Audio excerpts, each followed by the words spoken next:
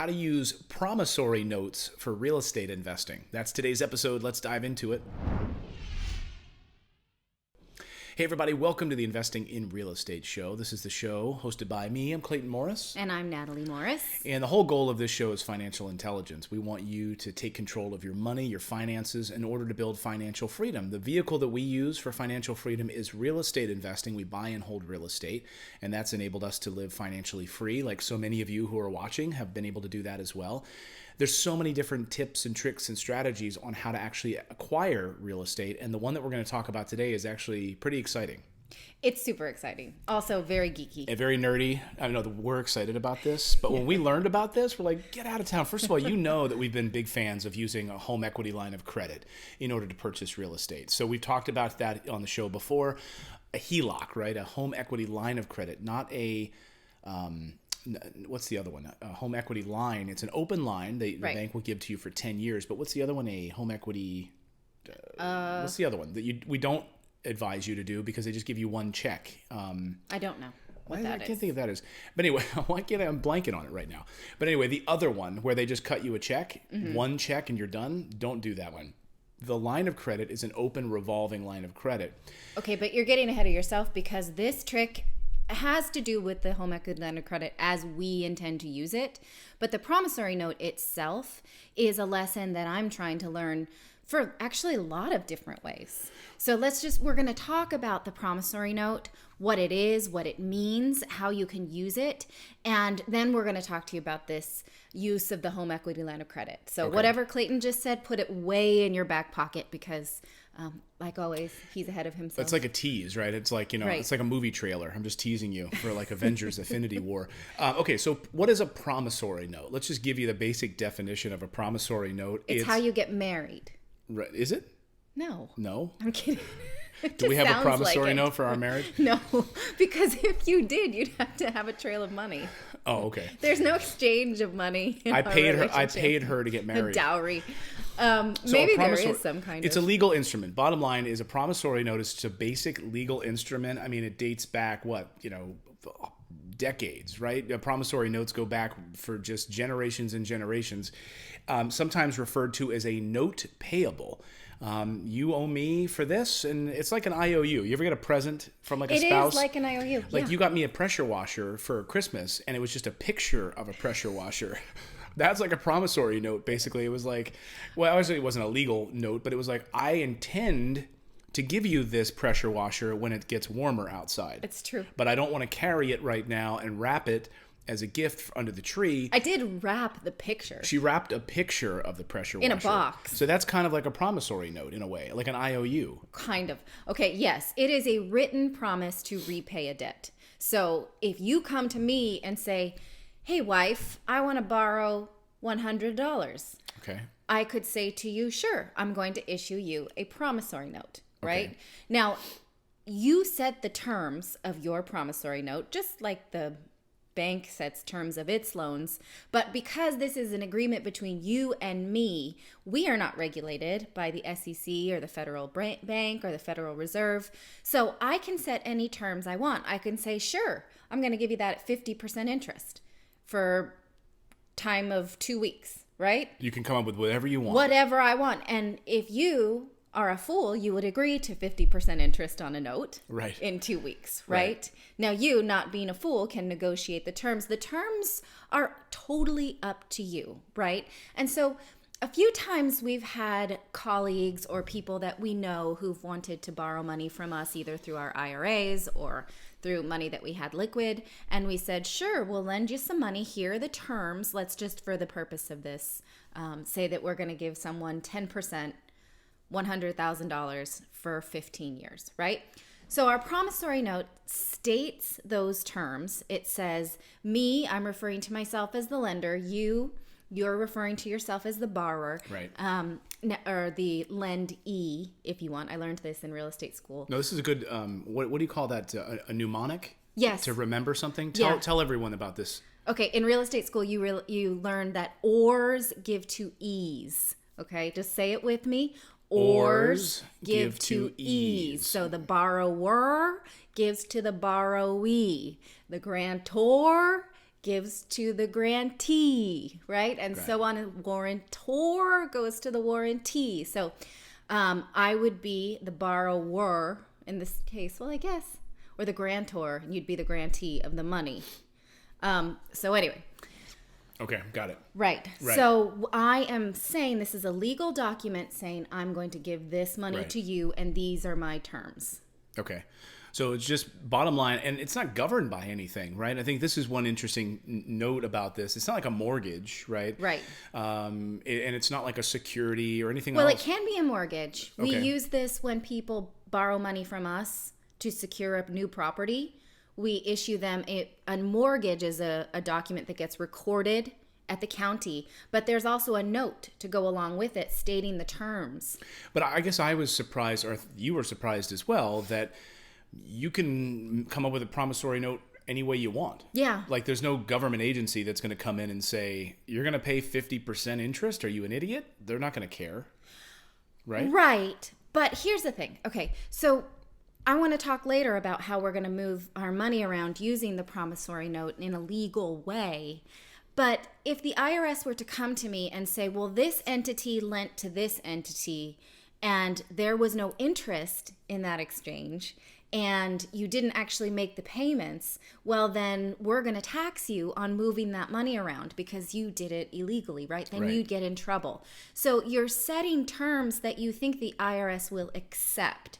So it wouldn't really be very smart to issue yourself a note at 0% or issue yourself a note at way above market value, because then the IRS thinks, well, you're trying to launder money through an exorbitantly high interest rate. So it's good to sort of keep with market rates. But private lenders go as high as 15, 18%. I've seen that happen before, right? You can do whatever you want. I've definitely seen that in flippers. Like flippers they get raked over the coals sometimes because they'll buy, like in New Jersey, for instance, you might have a flipper that needs hard money. So they'll pay 15% for the hard money and then 2 points on top of that. Right. Imagine that. So you're paying like $6,000 in points plus the 15%. Yeah. And then you've got to also rehab the property in a timely fashion. So when we lend money to someone else to buy a property, the title company will give us a promissory note based on the terms we told them and a mortgage. And then they tell the buyer to go and get the mortgage notarized. Now, as I was sort of learning to use the promissory note as a tool inside of our estate, I asked my lawyer, well, do I get the note notarized? And he said, no, actually, there's no kind of database that we upload the note to, or that we, sort of formalize. Like if I'm lending you $100 at 50%, I'm going to sign it and you're going to sign it. And then we just sort of talk it away with our own filing practices. So then if the IRS comes saying, well, what was this movement of money about? Well, then I can say, well, here's the note. This was a planned transaction, right? So a couple of things, because we're preparing to use this legally. We want to make sure that we have dotted all our I's and crossed all our T's. So we'd set the note, right? And actually, I asked my lawyer for a template for this note. I searched around online and could find some templates. I guess you could do that. I don't suggest you do. I suggest you go to your own lawyer and ask for a template, or your tax person. And my tax person said, no, make sure it's signed. Make sure that the file is date stamped, right? Because if the IRS came to me and said, what's this movement about? And I said, well, I have a promissory note. And they said, show me the promissory note. I said, well, how do they know that I didn't just go home and type one up? Right. Like, yeah, I'll get it to you tomorrow. And then you're like on a computer writing up a promissory note. Right. And he said, well, the file will be date stamped, right? So they could look at the metadata inside the file, and they'll know that I did create it on the day that it was signed. And then you got to kind of hope that they believe you. Why don't you just go to a notary? I mean, you could. It doesn't matter. But I mean, you could. They would, when the notary stamps it. I suppose. You could. Yeah. That's an official notarized moment. You could pay $5 and just go to a notary if you're worried about the IRS, right? Right. Or you could make a video of yourself holding the newspaper. Right. Like.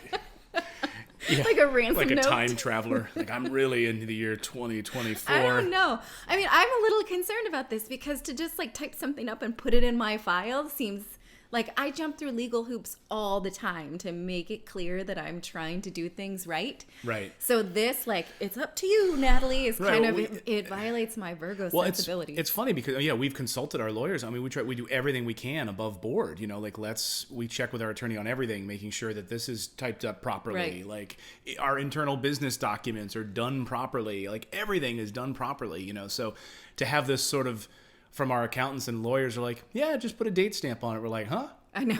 Wait a minute, shouldn't we do more? I'm like walking around the streets like, who wants to file this away from me? I would just say if you want that extra level of protection, honestly, just get it notarized, put a little, put it together so that it is, your signature, take it to a notary. They'll stamp it with the current date with an official seal from the notary.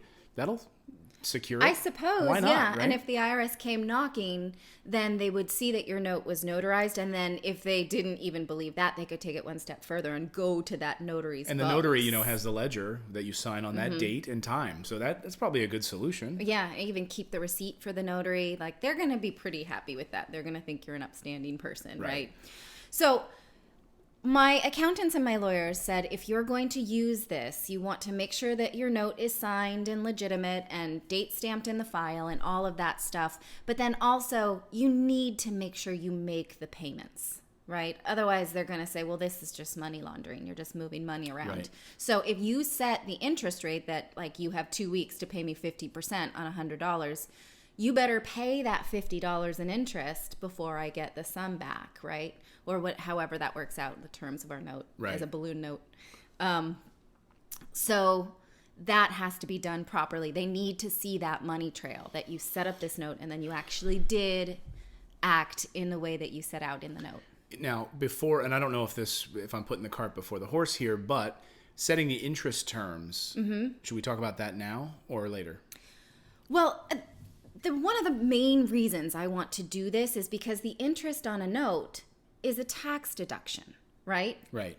And so I want to make sure that if I move money from one entity to the next and these entities have a promissory note, then the money I'm paying to myself is an interest payment, is a tax deduction, right? Now, here's the impetus. Shall we? Yes. We'll go into this. Now, this is the whole point of the show. Right. So if you stuck with us this far, not necessarily, because you can use this in so many ways, not just the home equity line of credit, but this was our impetus way for of learning buying this. real estate. Right. And so let's say you take money out of your 401k, or you take money out of a home equity line of credit, or you have money in a trust that you want to invest somewhere else. So you could just sort of like move money into that LLC and you'll be taxed on that as a draw.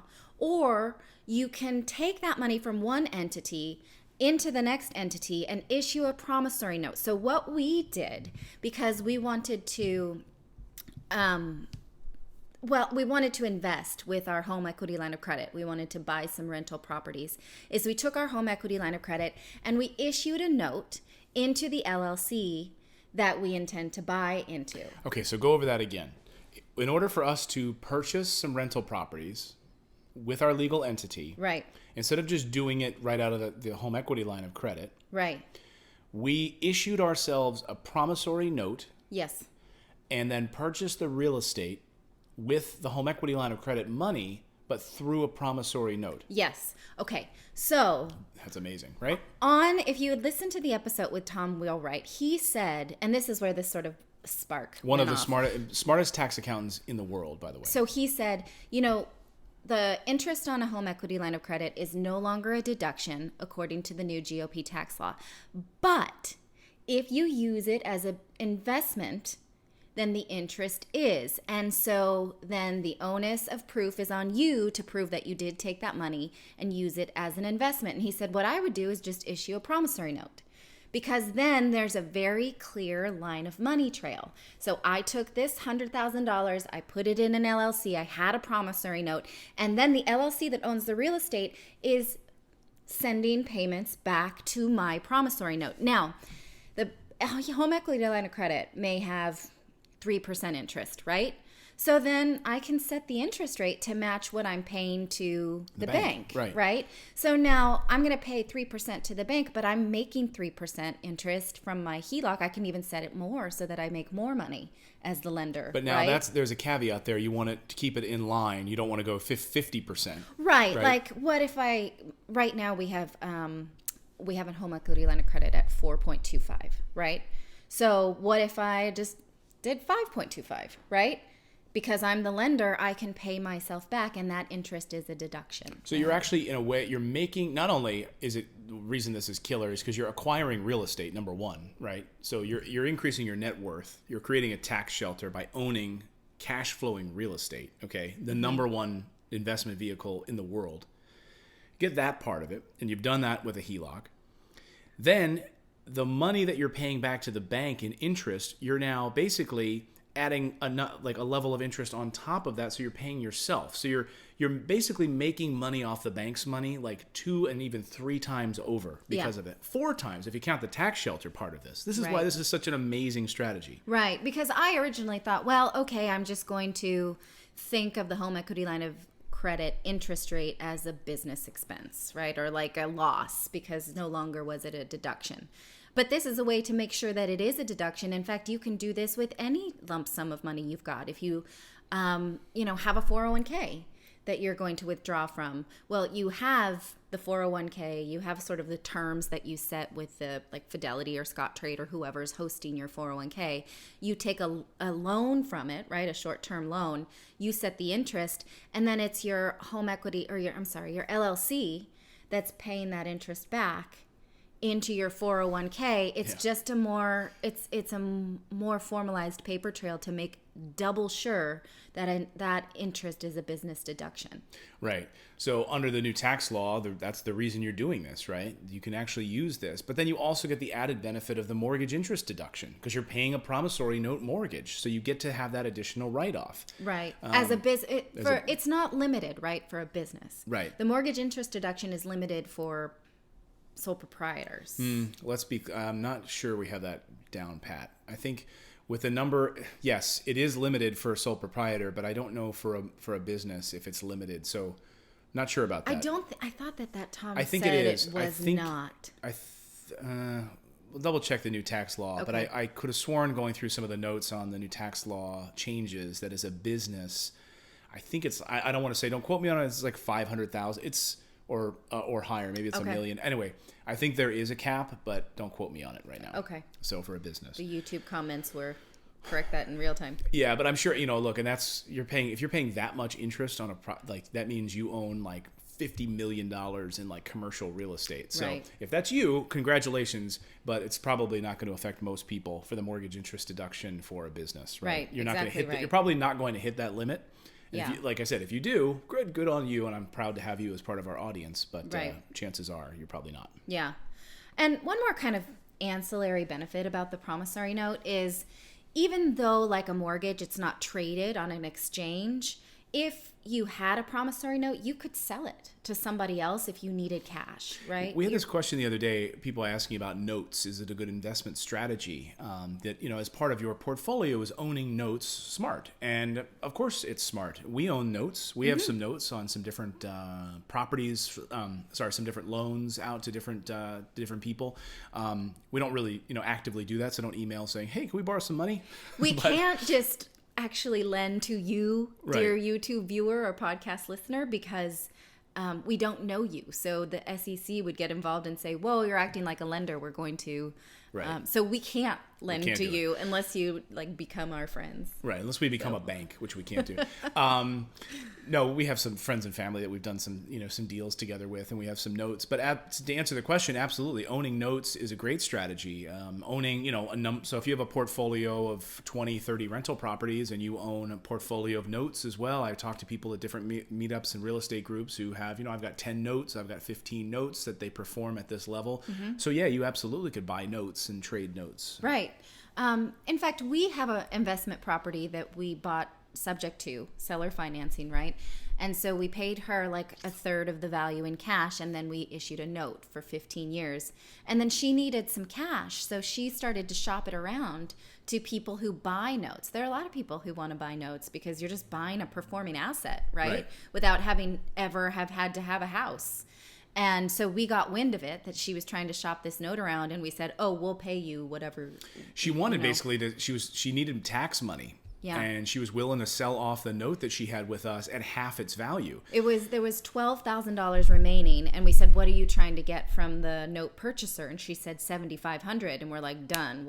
We'll pay you tomorrow. She said, really? We sent her the wire within the hour, because we're like, we don't want to owe this to someone else when we could have bought it for $5,000 less. Right. So the guy could have bought it from her, right, at a higher level and been owned. Then we able to pay this guy like out of the blue, like what? Right. And this is common, right? I mean, if you think about the mortgage industry, you'll get a mortgage on a house, a 30-year mortgage, and find out like next week that it was sold to. This happened during the mortgage crisis, but then your loan was suddenly sold to Countrywide or Bank of America. Right. Do they still do that a lot?